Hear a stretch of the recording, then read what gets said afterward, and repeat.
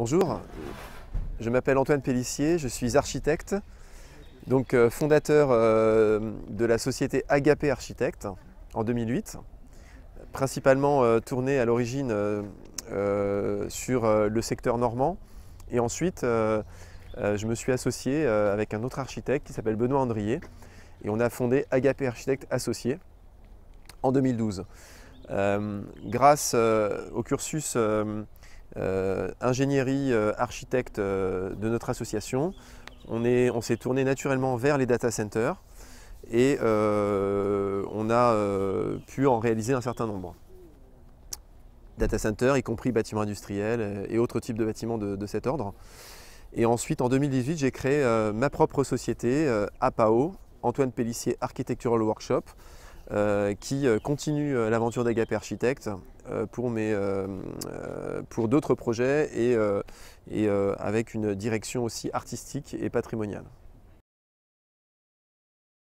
Alors l'architecture dans un data center, c'est un peu comme tout type de projet. En réalité, on ne l'aborde pas de manière complètement différente.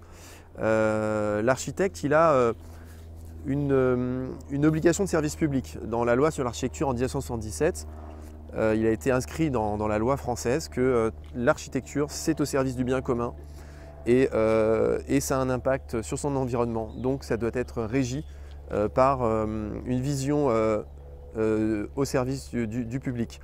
Et donc l'architecture du data center, c'est évidemment une architecture industrielle, mais c'est une architecture qui est dans la cité, qui est dans un secteur régi par des règlements d'urbanisme.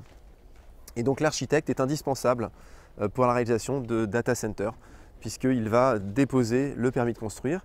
Et à ce titre, il va être en relation avec les pouvoirs publics, avec les associations, avec les habitants, pour défendre en fait une vision de l'architecture qui s'intègre le mieux possible dans le paysage et dans la ville.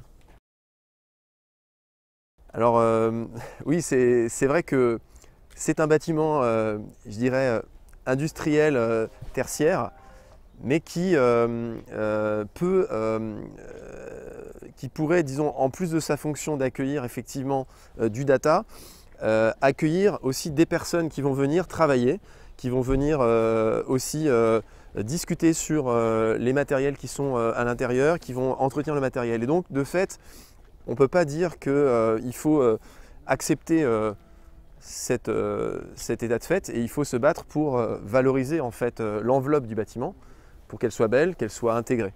Donc je pense que si le data center a cette réputation, c'est que peut-être jusqu'à aujourd'hui, il n'y a pas eu beaucoup de recherche sur cette question-là et qu'il est intéressant aujourd'hui de dépasser cela et d'aller vers des bâtiments plus intéressants, plus architecturalement intégrés. Le premier choix, je pense, c'est un bâtiment qui doit être tourné vers l'extérieur. Et donc, en général, ce qu'on aime faire, c'est que les espaces d'accueil, les espaces vitrés, ceux qui font que ce n'est pas une simple boîte qui accueille du matériel informatique, soient tournés vers la ville. Et c'est ce qu'on voit dans cette façade. On voit bien qu'elle est assez largement vitrée, assez ouverte, et donc elle accueille, elle donne envie d'aller la découvrir, d'aller voir ce qui s'y passe. Voilà, donc c'est la première réflexion que peut avoir un architecte sur la partie urbanistique, en plus de la question du process et de la discussion avec les ingénieurs. Et justement, nous, ce qu'on va faire, c'est qu'on va prendre toutes les contraintes d'ingénierie, de process et d'urbanisme pour trouver une synthèse qui soit la plus appropriée au contexte. Alors, chaque projet est vraiment différent, c'est intéressant que vous en parliez, puisque effectivement, on a à chaque fois des règles d'urbanisme différentes, on a des interlocuteurs différents, des programmes différents, puisque chaque data center n'est pas identique à l'autre.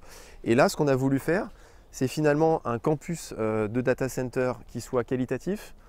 À l'origine, on était sur une façade plus minérale.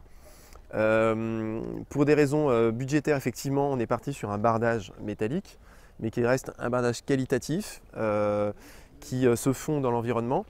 Et on a voulu aussi lui donner une touche de modernité à travers ces grandes façades vitrées horizontales qui rappellent un petit peu ce que c'est que l'architecture moderne et rentrer un peu dans le 21e siècle. Voilà, donc pas rester sur quelque chose de trop figé mais d'assez dynamique, et donc on voit bien qu'on a une architecture assez dynamique malgré le fait que ça reste un cube de métal.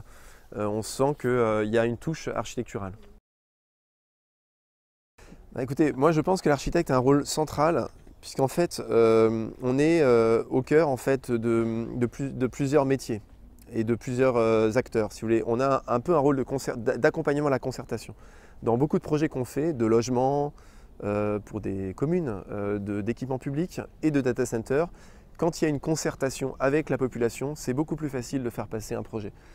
Et pas seulement pour expliquer le projet, mais aussi un peu pour l'adapter, un peu pour aussi être dans la pédagogie du projet. Et je pense que l'architecte, c'est celui qui est en contact avec l'entreprise qui va réaliser les travaux, mais également avec les personnes, le personnel politique qui va porter le projet.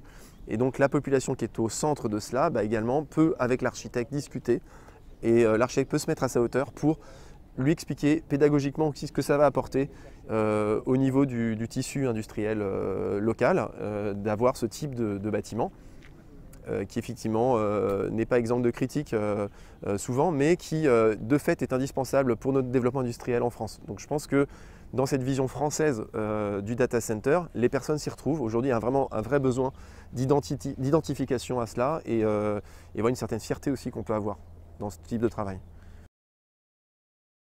Je pense que ce qu'il faut, c'est se dire que chaque bâtiment est l'occasion pour nous, les architectes, et je pense aussi pour la population, de s'emparer du projet et d'en faire quelque chose de plus beau.